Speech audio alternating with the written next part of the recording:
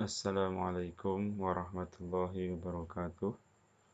Jumpa lagi dengan channel kita. Pada kesempatan kali ini kami akan sedikit berbagi cara untuk membuat laporan pengembangan diri yang merupakan salah satu persyaratan untuk diajukan penilaian angka kredit setiap tahunnya. Bapak Ibu, kawan-kawan sekalian biasanya mengikuti kegiatan-kegiatan dalam rangka untuk pengembangan diri ini. Biasanya untuk kenaikan pangkat di sini bisa kita cermati misalnya dari golongan 3A mau ke 3B membutuhkan 3 pengembangan diri. Dari 3B ke 3C membutuhkan 3 pengembangan diri dan seterusnya, seperti itu. Untuk publikasi ilmiah atau karya inovatif tidak akan kita bahas pada kesempatan kali ini. Jadi kami saat ini memfokuskan untuk pengembangan diri, laporan pengembangan diri. Pedoman yang kita pakai yaitu buku 4, pedoman kegiatan pengembangan keprofesian berkelanjutan dan angka kreditnya. Kita cermati di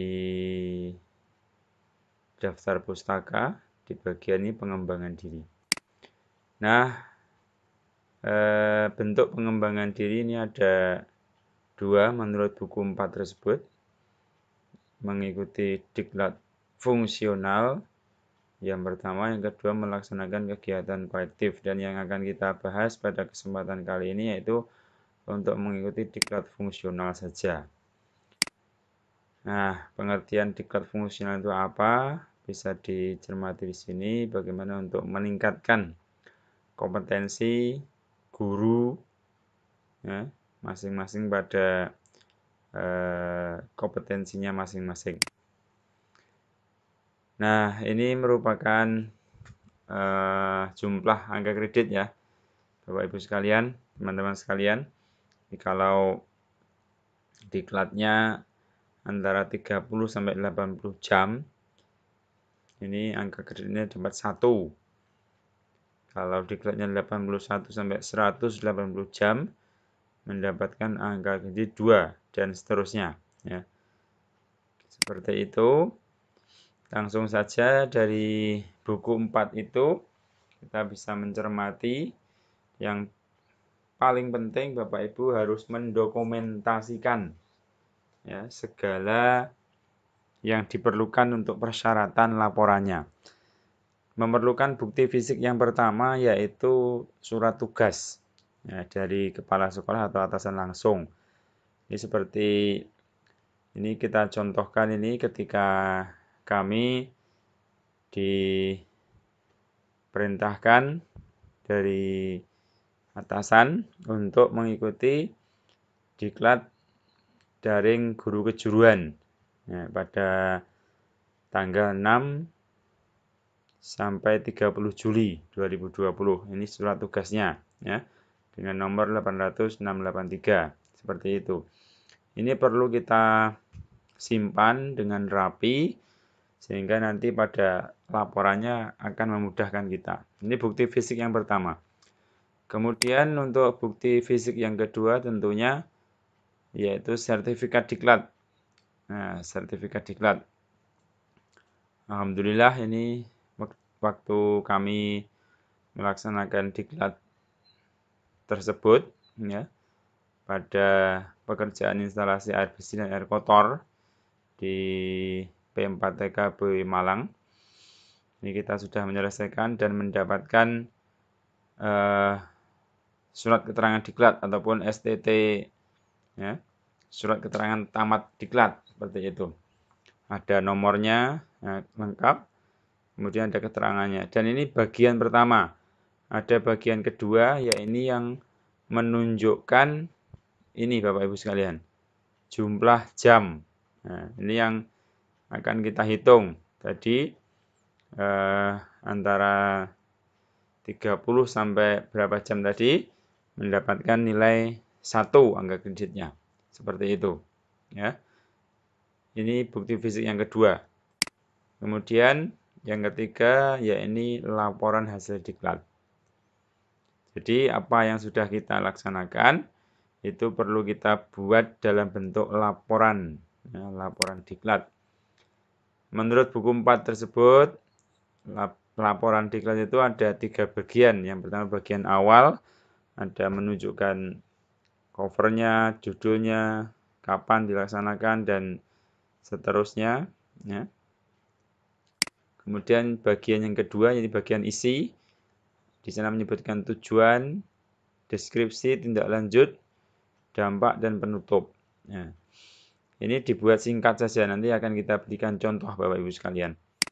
Dan yang ketiga ini ada matrik, ya, bagian akhir ada matrik, di sana menunjukkan judul diklatnya apa, tempatnya, jumlah jamnya, fasilitator ataupun yang mengisi diklat tersebut, isi diklatnya apa saja, penyelenggara dan dampaknya. Semudah itu Bapak Ibu sekalian. Jadi untuk laporan hasil diklat dalam rangka untuk pemenuhan laporan pengembangan diri, jadi tetap semangat untuk melaksanakan diklat dan melaporkan hasil diklat dalam rangka pengembangan diri. Baik, ini akan kami contohkan ya, daripada laporan hasil diklat. Yang pertama tadi ya, ada cover laporan kegiatan pengembangan diri diklat daring kejuruan.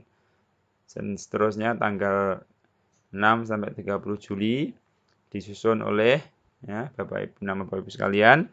Kemudian instansi kita di bagian yang cover, kemudian lembar pengesahan, ya, lembar pengesahan ini disusun oleh siapa, kemudian biasanya mengetahui koordinator PKB di sekolah Bapak Ibu masing-masing. Kemudian juga diketahui oleh kepala sekolah. Seperti itu. Kemudian ini bagian awal, kemudian bagian isinya Bapak Ibu sekalian. Ini juga cukup sederhana ya. Dimulai dari pendahuluan, latar belakang, kenapa Bapak Ibu mengikuti diklat tersebut ataupun menyelenggarakan diklat tersebut. Diceritakan di sini ya, diceritakan, kemudian cerita apa kegiatan yang akan dilakukan tersebut, kemudian tujuan ya. Yang kedua bagian B, tujuannya apa mengikuti diklat tersebut, dan dirangkum dalam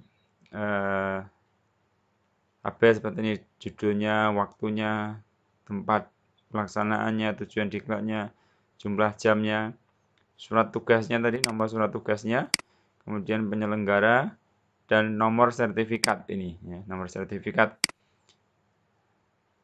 dari kegiatan diklat tersebut. Kemudian bagian isi, nah di sini menceritakan tujuannya, apa tujuan diklat yang diikuti Bapak Ibu, kemudian materinya secara ringkas saja, nah, materinya apa, narasumbernya siapa, seperti yang menyampaikan isi dari materi yang disampaikan. Kemudian tindak lanjut. Setelah Bapak Ibu mengikuti diklat tersebut, apa tindak lanjut dari kegiatan tersebut. Dan yang keempat, tentunya dampak. Ya, dampak langsung dari kegiatan diklat, diceritakan secara singkat saja. Dan yang terakhir, penutup. Ya, penutup kegiatan, menceritakan kegiatan diklat. Dan yang bagian akhir dari itu semua yaitu dibuat matrik. Nah, matrik yang tadi sudah kita sampaikan di PowerPoint tadi, ada nama diklat, tempat kegiatan, jumlah jam, fasilitator, mata diklatnya, penyelenggara, dan dampaknya. Oke, sangat simpel Bapak Ibu.